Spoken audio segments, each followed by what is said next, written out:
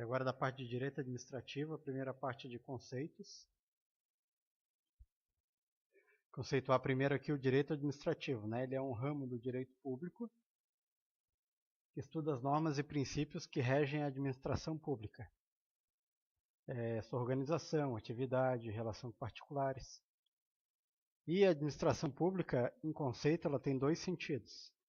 Primeiro é o sentido objetivo, também chamado de sentido material ou funcional, que é o conjunto de atividades do Estado. Ações desenvolvidas pelo Estado de acordo com a lei e com o interesse da sociedade. E ele envolve aqui algumas funções, que são os serviços públicos, né? Esse sentido, esse conceito objetivo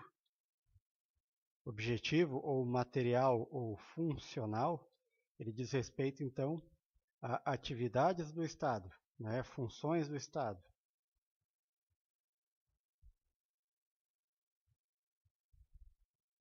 Diferente do subjetivo, que diz respeito ao conjunto de entidades, órgãos e agentes públicos, né? Mas continuando aqui no objetivo, ele envolve algumas funções, então, do Estado, que são serviços públicos.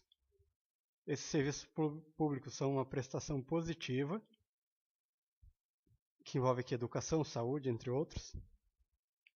Ele envolve aqui o poder de polícia, que é uma prestação negativa, que é em relação às autorizações e fiscalizações, né?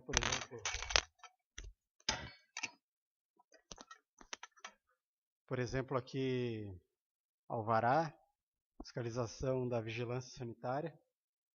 Ele envolve também as funções de fomento, incentivo a certas atividades, e a função de intervenção, que não está na apostila, mas conta na aula que eu vi no YouTube aqui. Então, essa parte de sentido objetivo, ele envolve serviço público,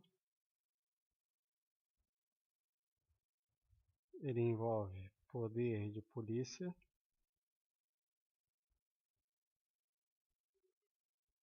envolve fomento e a intervenção. Né? São funções do Estado. Essas quatro aqui, né? Serviço público, poder de polícia, fomento e intervenção. Já no conceito subjetivo, ou conceito formal, ou conceito orgânico, ele diz respeito então ao conjunto de entidades, órgãos e agentes públicos. Governo, né, o conceito de governo versus o conceito de administração pública. O termo governo está ligado à questão política, tomada de decisões do Estado, que é o cérebro do ciclista, lá no exemplo do Tanaka, enquanto a administração pública está ligada à execução. Então, enquanto o governo ele faz tomada de decisões, né, decide para onde, qual o rumo do Estado ali, a administração está ligada à execução, ao atendimento das necessidades da coletividade, que seria o músculo do ciclista, que é os meios que o cérebro ali, né, a política se utiliza para chegar nos resultados que eles querem. Então, o atendimento das necessidades da coletividade. Regime jurídico de direito público versus regime jurídico de direito privado. O direito público ele dá à administração pública poderes e prerrogativas especiais, a fim de atender aos interesses da coletividade. Por exemplo, no caso da desapropriação. Enquanto do direito privado diz respeito ao conjunto de direitos e deveres comuns a todos os particulares, e ao qual a administração pública também se submete a algumas situações. Por exemplo, quando ele vai na administração pública vai fazer um contrato de locação de um imóvel, ele está se submetendo ao regime jurídico de direito privado, né? Quando faz uma desapropriação, regime jurídico de direito público. Regime jurídico administrativo. Ele confere poder à administração pública para que ela atenda ao dever maior de proteger os interesses públicos. Por isso é um poder-dever. Então, esse regime jurídico administrativo é um poder-dever. É um poder que a administração pública tem, mas para que ela atenda um dever que ela tem de proteger os interesses públicos. Então, o poder ele é um instrumento, né, uma forma instrumental para se obter o dever.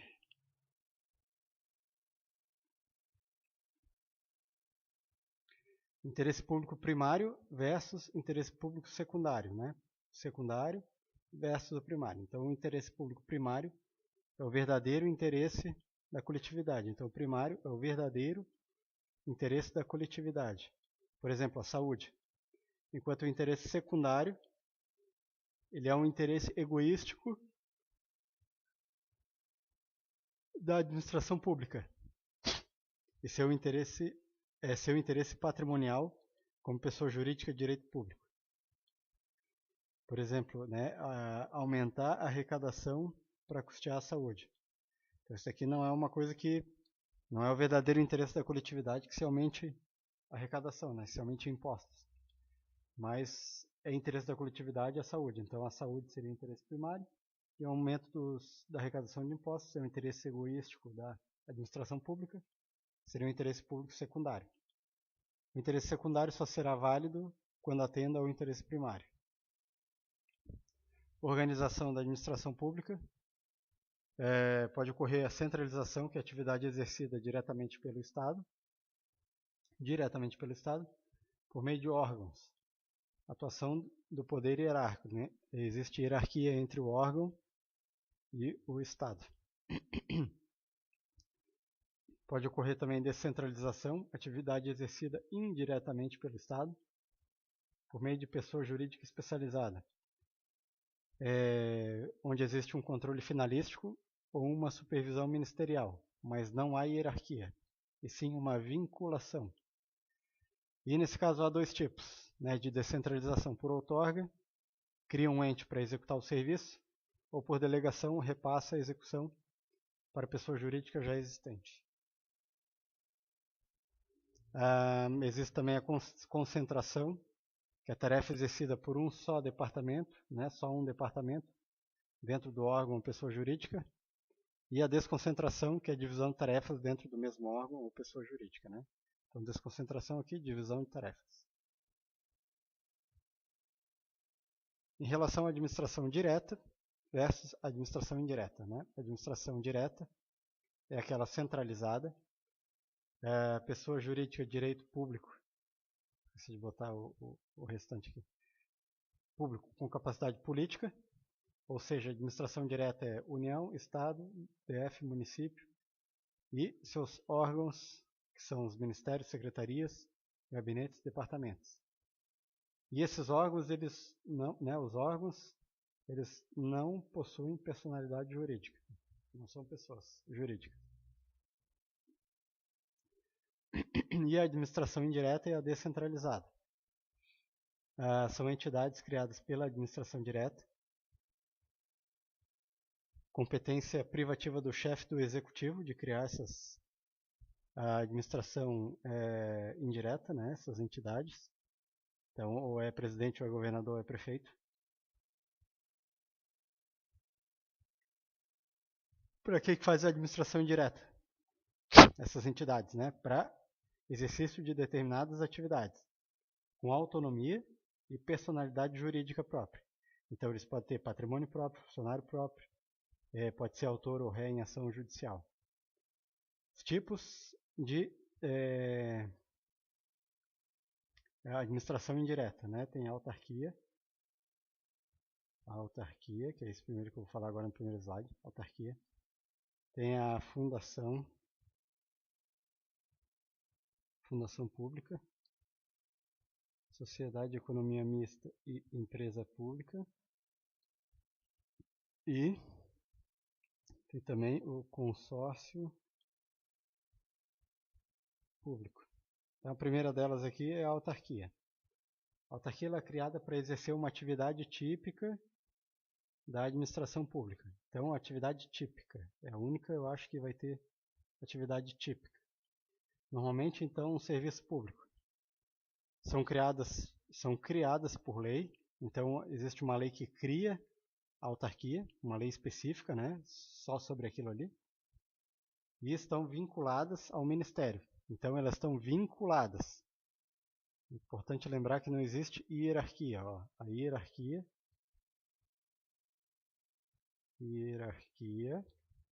não existe. O que existe é um vínculo.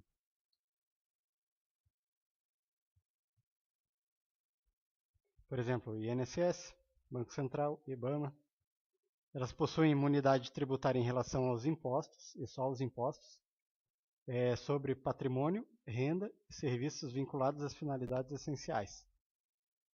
Só que o STF entendeu que mesmo que arrecade com outros serviços divergentes de sua finalidade essencial, né, serviços que não são de finalidade essencial, caso esse dinheiro seja aplicado para suas finalidades essenciais, seja aplicado para isso, né, então também não haverá cobrança de impostos. Então a imunidade ele se dá em relação ao patrimônio, renda e serviço vinculado à finalidade essencial, ou mesmo que não seja vinculada à finalidade essencial, como aqui nesse caso, né? O STF entende que se for aplicado dinheiro para as finalidades, então não deve haver cobrança de imposto também. Essas autarquias recebem o patrimônio do ente que a criou, e esses bens são imprescritíveis e impenhoráveis, né? Não acaba a posse desses bens, não prescreve, né? Ele também não pode ser penhorado, assim como os bens da administração direta. Existe aqui uma responsabilidade civil objetiva, né? Então, o ente responde pelas ações dos seus servidores e depois ele pode ter uma ação regressiva, né, contra esse servidor. Agências executivas e agências reguladoras também fazem parte da administração indireta, também são autarquias.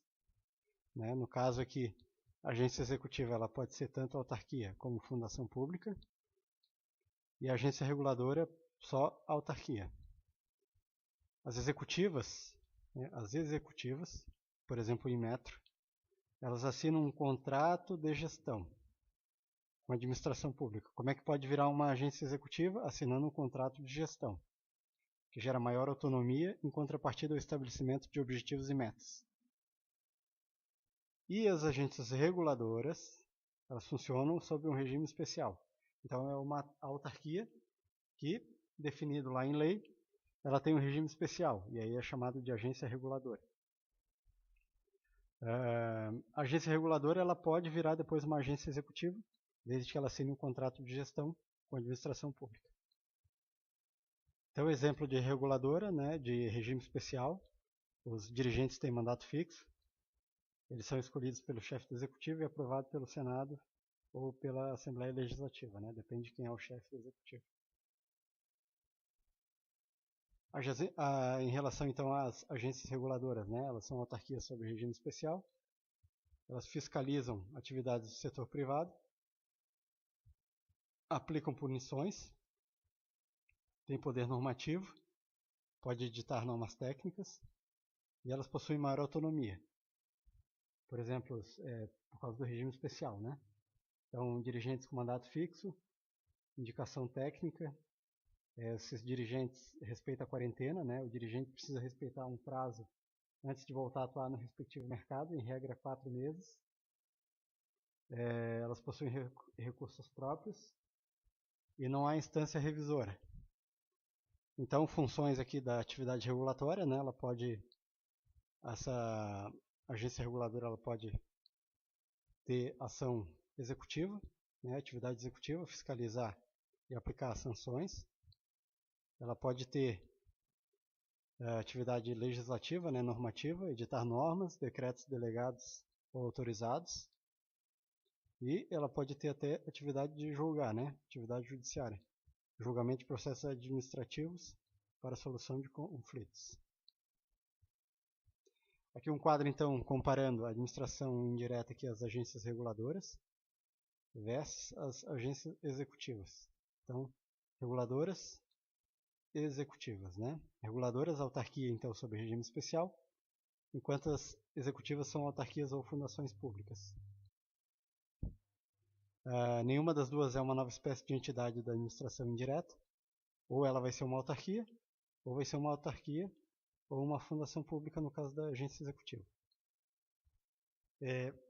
Da doutrina e normas administrativas é que denominam o termo agência reguladora. E para a agência executiva existe uma lei, né? Uma lei que determina esse termo aqui. Não existe uma qualificação formal, então não dá para desqualificar uma agência reguladora, né? Não dá para qualificar e também não dá para desqualificar. A agência reguladora vai ser sempre agência reguladora. Já as executivas, há uma qualificação formal, por meio de um decreto.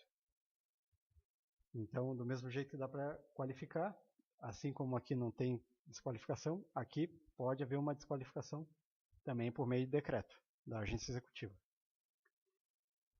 Grau de autonomia depende de instrumentos específicos que a respectiva lei instituidora estabeleça. Então, a autonomia da agência reguladora vai depender da lei que instituir. E o grau de autonomia, amplificação, é inerente à própria agência executiva, conferida pelo decreto que a qualifica. Então, o aumento da autonomia da agência executiva vai ser definida pelo decreto, que vai qualificar a agência.